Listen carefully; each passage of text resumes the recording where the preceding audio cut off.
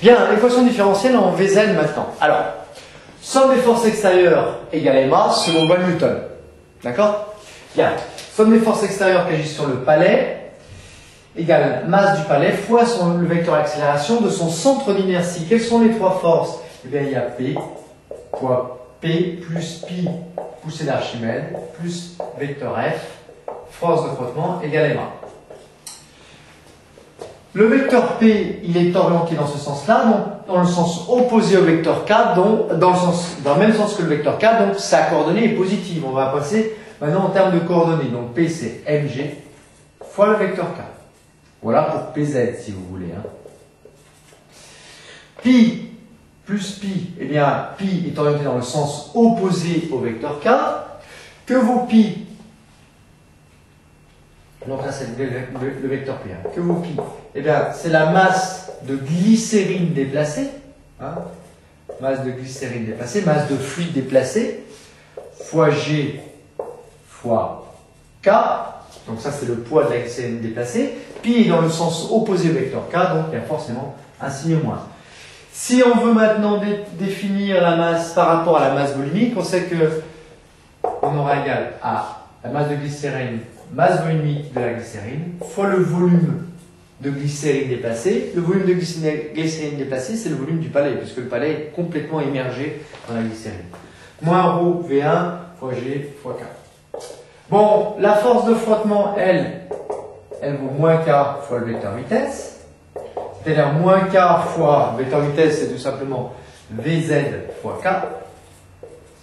Au passage, cette coordonnée est-elle bien négative? Eh bien, Vz, le vecteur vitesse est orienté dans ce sens-là puisque le palais descend. Le vecteur vitesse, on peut dire que sa coordonnée Vz, elle, est positive parce qu'elle est dans le même sens, le vecteur vitesse est dans le même sens que le vecteur K. Donc ça, c'est positif, ça, c'est négatif. Donc on a bien une force de frottement qui est opposée au vecteur K. Ce qui nous donne, résumons, mgk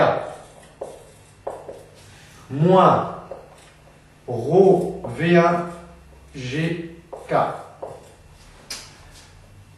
moins k vzk égale ma. Ma, c'est tout simplement m fois la coordonnée de l'accélération sur l'axe z à zk. On peut simplifier par le vecteur k. Az est égal à d dvz sur dt, donc on peut écrire que m d dvz sur dt égale mg moins ρ V1 g moins k vz. Voilà, alors on peut la mettre sous une forme différente, on va voir sous quelle forme on peut la mettre. Dans l'équation suivante, on vous demande de mettre ça, l'équation différentielle, sous cette forme-là. C'est une équation différentielle du premier ordre parce qu'elle relie Vz et sa dérivée première par rapport au temps. Voilà.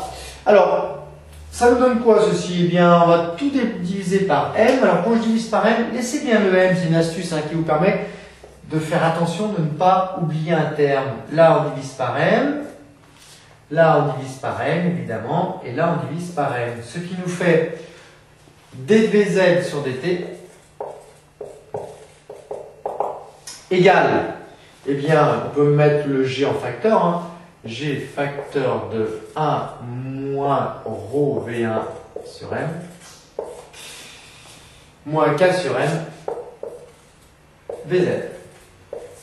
De cette manière-là, on voit bien que A, c'est ce terme-là, et B,